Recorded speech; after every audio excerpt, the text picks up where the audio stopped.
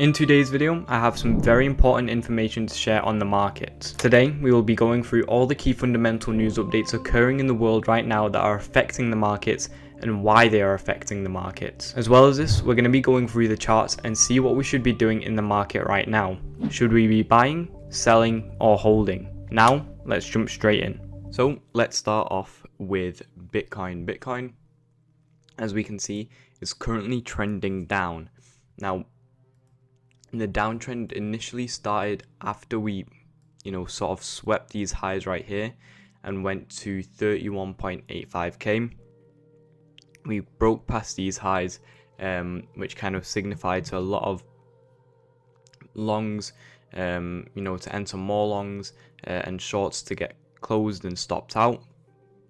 And that's the reason why we swept these highs. But initially that was just a fake from the market. It was a liquidity sweep, and that is why we've started to come into a downtrend now, as you can see here. Currently we're at the 0.382 level on the Fibonacci retracement, and as you can see, it's acting as a support and also as a nice resistance here for Bitcoin. The key thing to watch here is going to be whether we can actually break through this 0.382 level. We've kind of created this supply zone right here, and the key thing we're going to be watching is if we can actually break through, sort of consolidate and then come to test this high right here, or if we also are able to break through, we'll come test the 0.236 level, and this is going to be the major break that we're going to need to find on Bitcoin, because we have a very huge resistance right here. It's tapped twice and even consolidated here before, and if we're actually able to break through the 0.236 level, then we should see some sort of push and rally back to the highs of 31.8 thousand on Bitcoin. However, we are still trending down, so it's not good to look for any sort of buys yet, or any sort of longs. We want to find some sort of break of structure or break of trend, find where we create a new higher high and higher low before we start entering.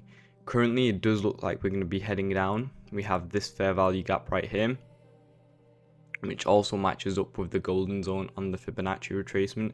So I'd expect some sort of push down to fill at least half of this fair value gap right here, something like this, before we can actually start coming back up. So from the 0.5 to the 0.618 level and just below is our fair value gap, and that's where I'd be trying to find some sort of buys and buy orders, maybe even a few limit longs.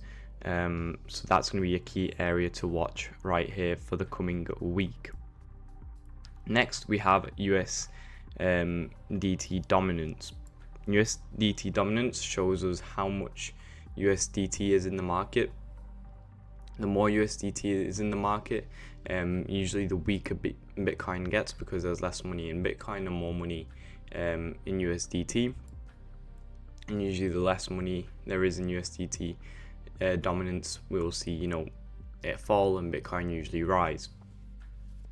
So on USDT dominance, we've created a really strong resistance zone right here, and it does look quite strong, if I'm being honest. If we're able to break through this zone right here, which it's been building on so much, then we will see Bitcoin again fall back down to around 27.7 thousand area right there. So USDTD is going to be something really major to watch this week, because if we're able to break through not only the 0.57 and not only the 0.5 zone, but also this resistance, which matches up very nicely, then again we'll see it come up to at least the 8% area, and Bitcoin probably fall down to the fair value gap down there. So that's going to be also something very major to watch. Next, we have SPY. SPY is the US 500 Index, essentially the biggest 500 companies in the US all compiled into one index fund. And SPY has hit a supply zone at 4,630, which is causing a slight reversal right here, a slight capitulation. Now the key thing I'm going to be watching for SPY is going to be this gap fill right here. SPY does still look quite strong. There isn't really any reason why SPY can't fill this gap and see some sort of slight retracement, you know, back up, maybe even back up to this area right here, before coming slightly back down, potentially to this area right here. So this is something to watch for SPY. You know, if you trade stocks, if you trade indices, you could look for a slight long right here, because we do have this gap. And usually the way these gaps work, they're kind of like magnets in the market. So we'll get a push back down to these gaps, and you can see we even have another gap right here, which would kind of align, you know, with us filling this gap, coming back up, filling this gap, and then starting a downtrend, because here we'll create a lower low, and here we could create, you know, a higher low as well. So that's something that I'd be watching as well on SPY. Apple, one of the key talkers from last week, hit a new all-time high at a $3 trillion market cap before starting its capitulation down. You can see we created a huge gap on Apple, and also a huge candle down. Now Apple looks like it could head to the 0.236 level somewhere here. We also again have a gap right here on Apple, so we could see something you know, like this occur on Apple, or even you know, it was just instantly come back up here, fill this gap, and come back down. The main reason, you know, I think Apple is quite bearish is again because we hit a $3 trillion market cap. We broke way past all-time highs. There needs to be some profit taking occurring, just, you know, as a healthy pullback. New buyers need to come into the market, and the old buyers right now are selling. It's as simple as that. You know, nobody wants to hold past an all-time high. Nobody wants to, you know, keep holding and kind of lose past the position. Apple didn't hit $200 yet, which essentially signifies to me that all, you know, the smarter investors, the smarter traders weren't waiting for that $200 mark like a lot of the retail investors and traders were, as 200 is a very, very psychological level. You know, whenever you hear about take profits or stop losses, you'll always hear these even round numbers, and it's usually those numbers that we're not going to be able to hit. So most of the smart traders and investors knew that there was going to be a lot of liquidity surrounding $200 mark, and they essentially just sold and shorted their positions just below that level. So on Apple, this is what I'd be watching, you know, to occur. We also have some key news this week. So Sunday, again, bank holiday for Australia, which was yesterday. Now on Wednesday, we have the Chinese CPI report and also New Zealand's inflation expectations.